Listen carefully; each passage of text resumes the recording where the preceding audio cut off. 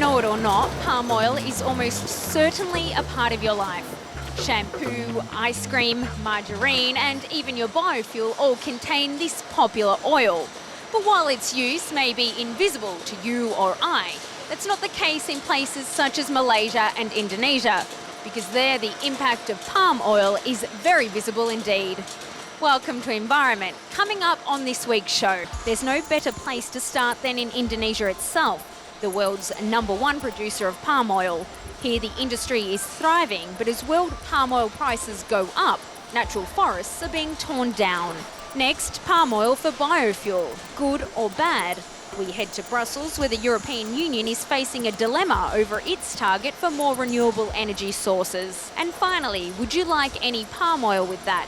We take a look at just how many products contain this type of oil and why its fat makeup may be jeopardising our health. We're at a factory in Belgium where a company is making margarine from sustainable palm oil, meaning, among other things, that the oil hasn't come from recently cleared land. This sustainable tag is important because palm oil is increasingly associated with deforestation. This next report looks at how the growing industry has transformed the Indonesian landscape, both environmentally and economically.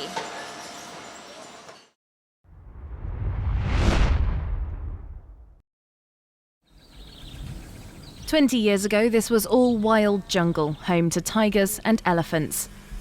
But Indonesia's Riau province has lost almost 90% of its forest cover.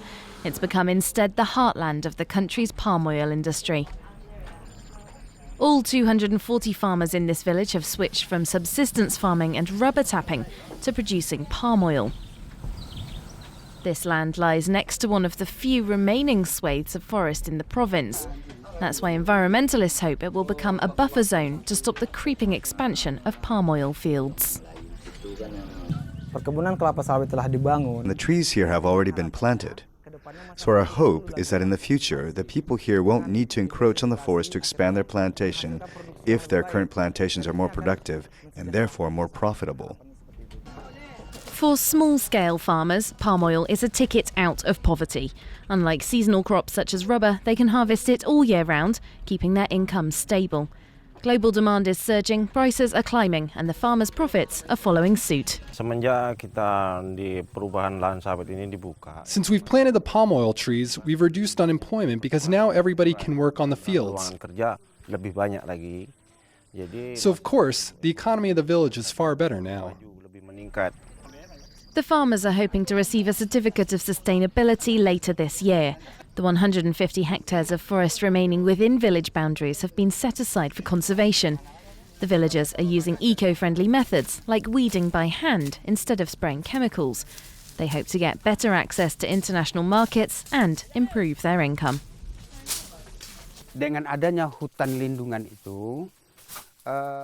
If there was an initiative, either by the government or by the private sector, to provide us with an income in order to protect the forest, then we'd be happy to do it.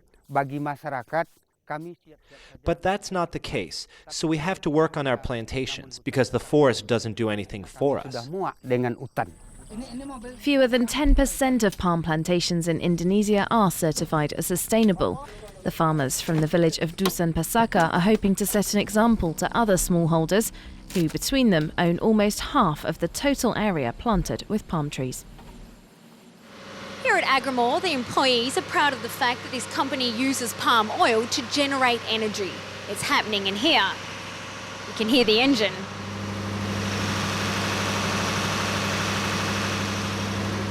When palm oil is used as a source of fuel or biofuel, it's classified as a renewable source. But European policymakers have discovered that the decision to give this type of biofuel the green light is more complicated than first thought.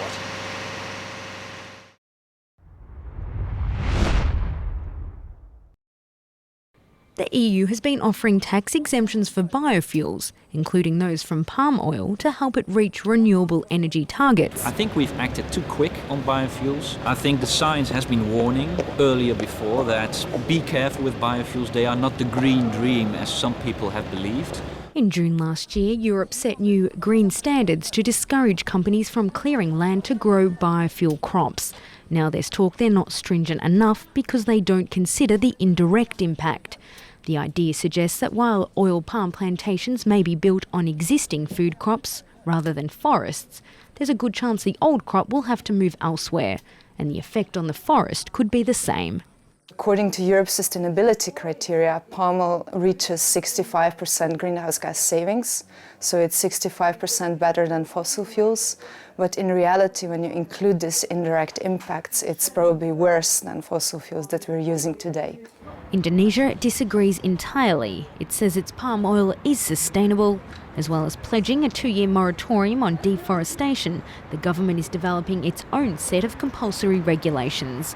Officials in Brussels even suggest the EU's policies may have more to do with giving European producers a competitive advantage. Actually, the biofuels initiative in Indonesia, it's posed by the World Bank 20 years ago and by the European Union in 2006. We were asked to develop a biofuel production from palm oil. Now we are developing palm oil, and I think there are some competitions who are not very happy with that.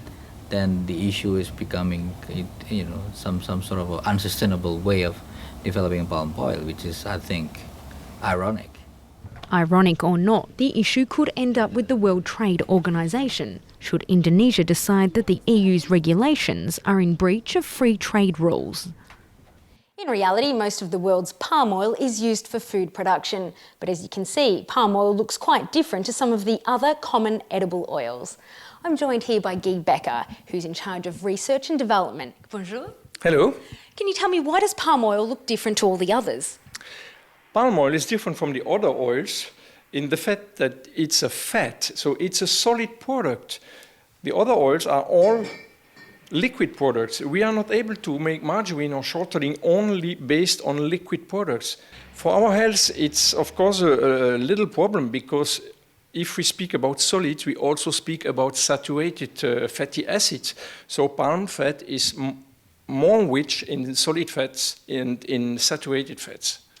Thank you. This next report explains some of the health risks associated with this saturated fat content. Easy to miss, but it's there in the small print of so much of what we buy. Palm oil, omnipresent on supermarket shelves and used extensively in cooking around the world, despite being known to be bad for health and containing 50% saturated fats. First of all, saturated fats dramatically increase cholesterol levels, and secondly, the consumption of saturated fat is associated with risks of developing diseases such as cardiovascular illnesses, cancers including breast cancer, and certain neurological diseases such as Alzheimer's. High consumption of the oil is dangerous, but many big companies use it liberally, although people are starting to recognise the problems with palm oil. In 2010, this French supermarket chain shone the spotlight on palm oil, introducing a range of products totally free of the oil. But a conscious effort is still required to avoid it. From grown-up breakfasts to baby milk, it's everywhere, even in certain organic products. With these products ready to go on the shelves, we come to the end of Environment this week. Thanks for joining us, and we'll see you next time.